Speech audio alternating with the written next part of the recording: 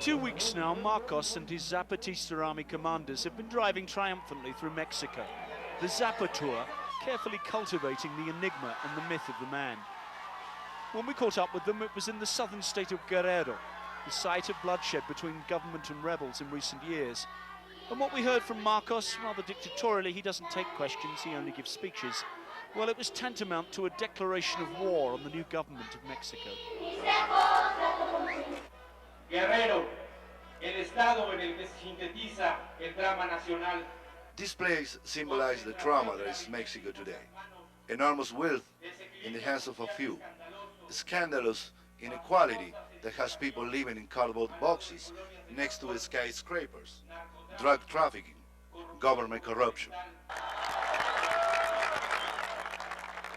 Para hacer una guerra hay que desafiar al gobierno. We can make the war on the government, or we can challenge the government to make peace with dignity for all the people of this country.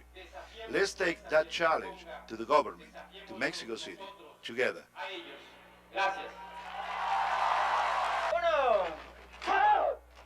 They all look to Marcos and the Zapatistas as evidence of how to turn the theory of New Age struggle into reality. Marcos first joined battle in southern Mexico in the war zone of the state of Chiapas as the champion of the country's 10 million indigenous people, Indians, the desperately poor, the illiterate, the malnourished. People left behind by the New World Economic Order of free trade and global markets. And from day one, Marcos sold himself cannily as a man of that universal issue. Just listen to friends abroad converging on Mexico this past week to support him.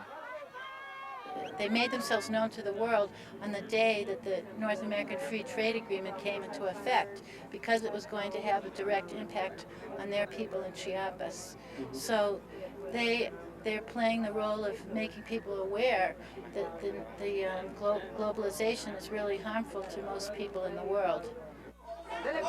Today on the Zappa tour, it's so telling that the chief marshals are not Mexicans, but a small army of Italian leftists who see the man as the new standard bearer of the old lotta continua, the continuous struggle.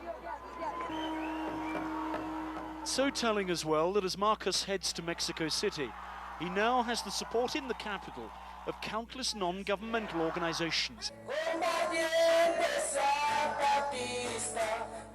In the past 24 hours, Subcomandante Marcos and the Zapatistas have taken up position on the outskirts of Mexico City. Whether he has any new answers, we don't know. What we do know is that Che Guevara in his day never came remotely close to being in the global mainstream. Subcomandante Marcos, in contrast, will march into the capital tomorrow with the government here hoping he's in the mood to talk, and with the world at large applauding. David Smith, Channel 4 News, Mexico.